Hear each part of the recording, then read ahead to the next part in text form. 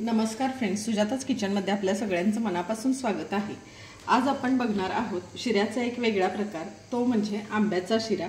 तर चला बघूया त्यासाठी लागणारे साहित्य।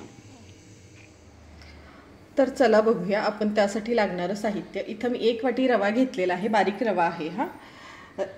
तसे शिऱ्यासाठी मी साखर न वापरता गुळ घेतलेला आहे, अर्धी वाटी गुळ घेतलेला आहे।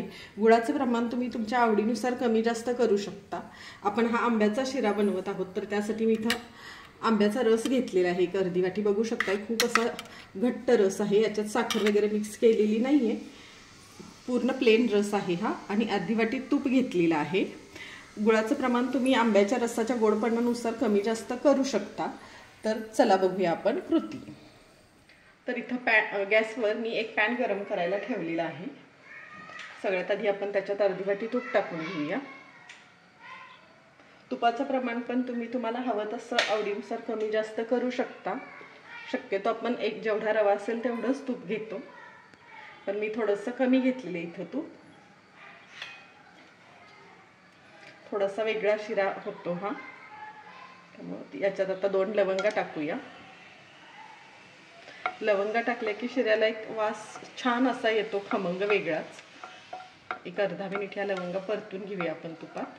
तुम्हाला नसेल टाकायचं तर नाही टाकले तरी चालतील, पण शिऱ्याला लवंगामुळे एक टेस्ट छान येते।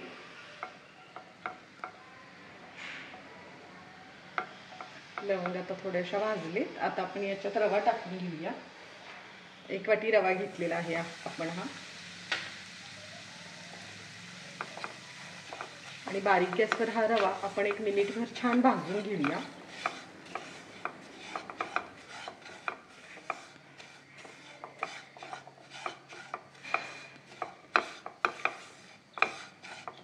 चांगला गुलाबी रंगावर आपण हा रवा भाजून घेऊया। कंटिन्यू हलवत भाजायचा, म्हणजे एकसारखा भाजला जातो, फुलतो व्यवस्थित।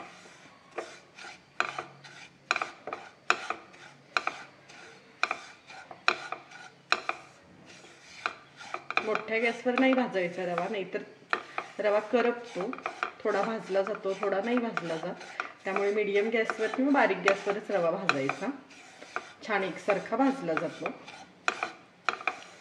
पण आता हा रवा एक अर्धा मिनिट अजून भाजून घेऊया, छान मोकळा होईपर्यंत। आता आपला रवा भाजायला ठेवून 1-2 मिनिट झालेली आहेत। बघू शकताय तुम्ही रवा बऱ्यापैकी भाजलेला आहे, छान असा फुललेला आहे रवा। तर अजून एक अर्धा मिनिट आपण हा भाजून घेऊया व्यवस्थित। तोपर्यंत आपण इथं जो आंब्याचा रस घेतलेला आहे अर्धी वाटी, त्याच्यात अर्धी वाटी पाणी मिक्स करून घेऊया। आंब्याच्या रसाचं प्रमाण तुम्हाला हवं तसं कमी जास्त करू शकता। तुम्ही बघू शकता मी असा छान घट्ट रस घेतलेला आहे आंब्याचा, याच्यात साखर वगैरे काही टाकलेली नाही आहे, मगाशी सांगितलंयच मी, प्लेन रस आहे हा। अजून थोडंसं पाणी घेते, व्यवस्थित मिक्स करून घेऊया हे। आता आपला रवा पण इथं भाजलेला आहे।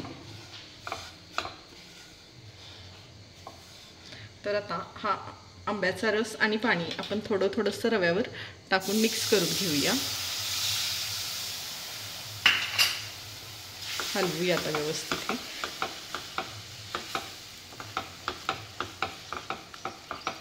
वास तर खूपच छान येतोय, कलर पण छान दिसतोय, छान आता मिक्स झालंय हे। त्याला झाकून ठेवून एक अर्धा मिनिट वाफ आणूया। तर आता तुम्ही बघू शकता 1 मिनिटभर आपण रवा छान असा मिक्स करून घेतलाय आंब्याच्या रसात। छान फुललेला पण आहे आपला रवा, कलर तर खूपच सुंदर आलेला आहे। आपण इथे कोणताही इन्स्टंट फूड कलर वगैरे काहीच वापरलेले नाहीये, तरीही खूप सुंदर कलर आलाय। पुन्हा एकदा छान सगळं मिक्स करून घेऊया।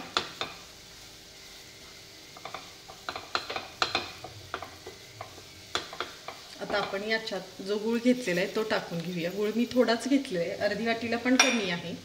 तुम्हाला हवा असेल तर तुम्ही गोडाचं प्रमाण वाढवू शकता, गुळाऐवजी साखर वापरली तरीही चालू शकतं, पण गुळाची टेस्ट थोडीशी वेगळी लागते नेहमीपेक्षा।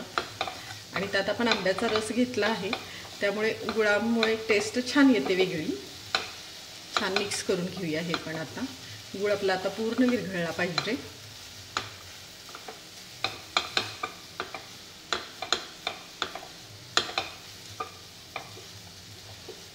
कंटिन्यू मिक्स करतच असं हलवायचा शिरा.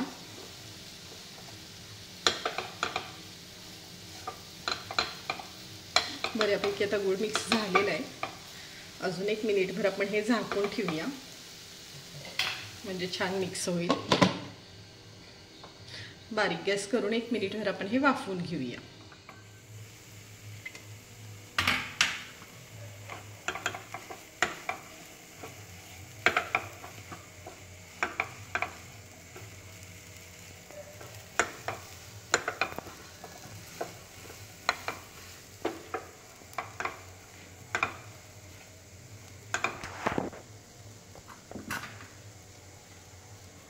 आपला शिरा वाफवायला ठेवून 1 मिनिटभर झालेली आहेत. बघू शकताय तुम्ही गूळ घातल्यानंतर. आता छान मिक्स करून घेऊया पुन्हा एकदा. छान गूळ विरघळलेला आहे.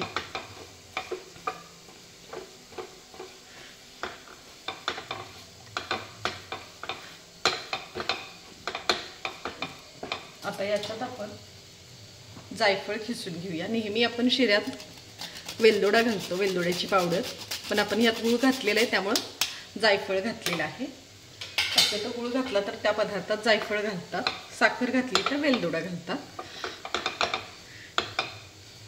आता आपला हा शिरा बऱ्यापैकी झालेला आहे. आता आपण हा काढून घेऊया. सगळं छान मिक्स झालेलं आहे, बघू शकताय तुम्ही. कलर पण खूप सुरेख आलेला आहे आपल्या शिऱ्याला. वास तर मस्त येतोच आहे. हा शिरा काढून घेऊया. तर आता तुम्ही बघितलेलंच आहे, अगदी कमी साहित्यात आणि वेगळा थोडासा शिऱ्याचा प्रकार आपण इथं केलेला आहे. तर नक्की ट्राय करा आणि अशाच रेसिपीसाठी सुजाताज किचनला लाईक करा, शेअर करा, सबस्क्राईब करा. धन्यवाद.